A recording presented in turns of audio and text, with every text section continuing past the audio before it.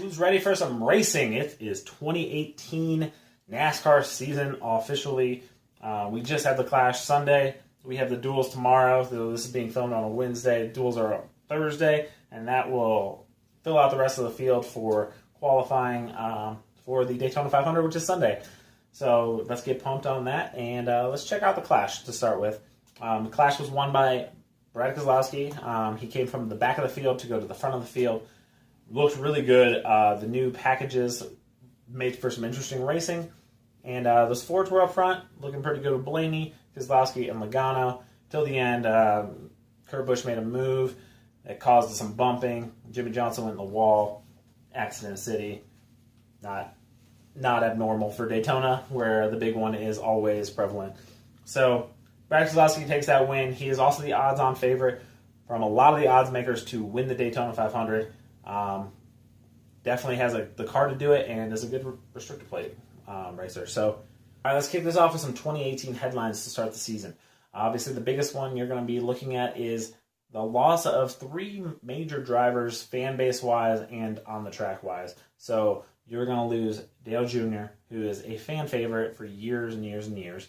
Matt Kenseth, who is a great driver, obviously solid professional. He's out of a ride currently and will not be racing full-time. And then you have Danica Patrick exiting the sport as the only female driver currently.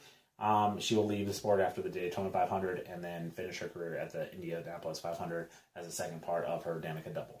So with those drivers exiting the sport, essentially, you're going to need some charisma and some players to kind of come in and fill that void. And with that, we're going to go into our next big headline, which is kind of the young guns, the new drivers. We're going to be looking to take over that mantle. We have Bubba Wallace in the iconic 43 Richard Petty, and then you got 24 car being taken over by William Byron as Chase Elliott moves to the 9 car. So William Byron's going to be sitting there in those Jeff Gordon flames trying to fill that void and in that iconic car. And then last but not least, you have the 88 car, formerly driven by Dale Jr., taken over by Alex Bowman, who ran for him 2 seasons ago during his concussions, or his concussion that he was out for, and put up a pretty good showing. Earned this spot, definitely earned being in that 88 car, and he showed it right off the start on Sunday by getting the pole. He took the pole at the Daytona 500. It's going to be amazing to see kind of where he goes. He's going to continue to earn fans and keep those Dale Jr. fan base happy if he can continue to run like this. It'll be interesting to see what he does in the 500, as he's going to be starting right off the top as the first driver out of the gate. So with that, you also have the other headline. You have Denny Hamlin filling out that front row. So Bowman, Hamlin set. The rest of it's going to be figured out by the duel, which is Thursday. 2 races is going to determine everybody's qualifying spot, and it's important to kind of have a pretty good qualifying spot in this race, as most of the last couple races, at least the 8 that I was kind of looking at, you're looking at 6 of those coming from the top 10 spot. So you definitely want to have a good qualifying spot. I think the lowest was like 15th out of those 8 races. So you definitely want to have a high qualifying spot, especially with 40-plus cars entering this field, and you never know what could happen behind you or in front of you. So definitely want to do that. And then last but not least, let's touch on the Danica double.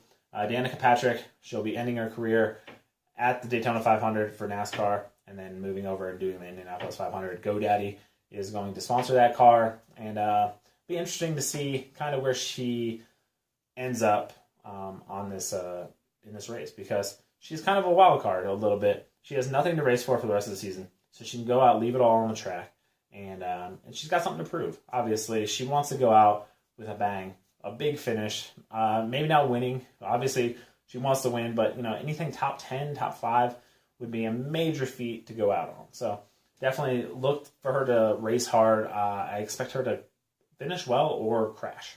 I mean, honestly, I think it's all or nothing in this race. So we'll see how that goes. That being said, let's kick into some other drivers that I think have some serious contention in this race and can do some damage. So, all right, let's run through this contention list really quick. I like Brad Keselowski. He's a good driver. He just won the Clash. He does have a win in the last 4 here.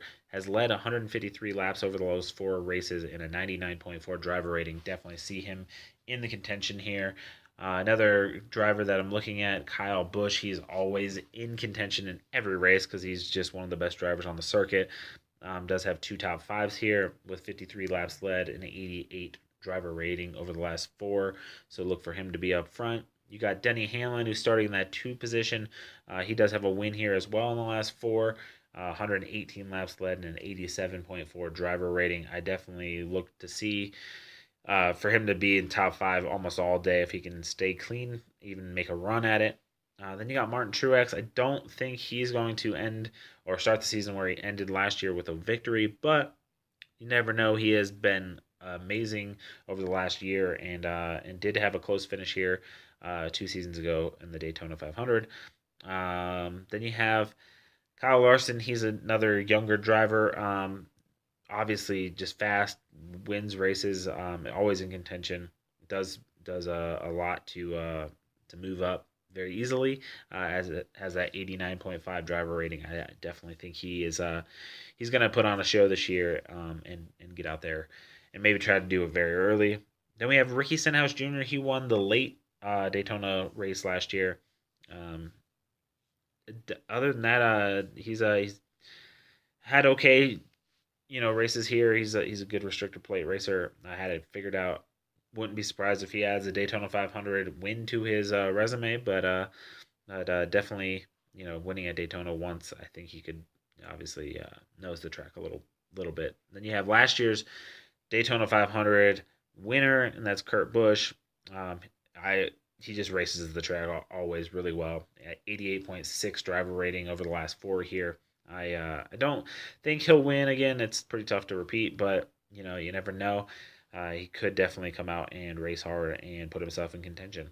And then you got Ryan Blaney. He's got 4 races over his last 4 races here. He does have a top 5, 11 laps led, a 94.1 driver rating, which is really high. And I think he wants to put on a show for his new team. Definitely come out and race hard with that mentality. And if they can get up front and help each other out, I think they can pull away a little bit. So wouldn't be surprised if he is standing in the winner's lane at the end of this. But then you got sneaky Michael McDonald. He's over his last 4 races here.